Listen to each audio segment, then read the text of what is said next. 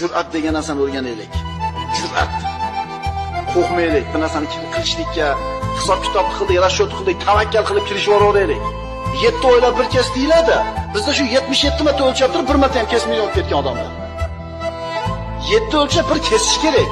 O'lchashda maqsad nima edi? Kesishida. Qarang.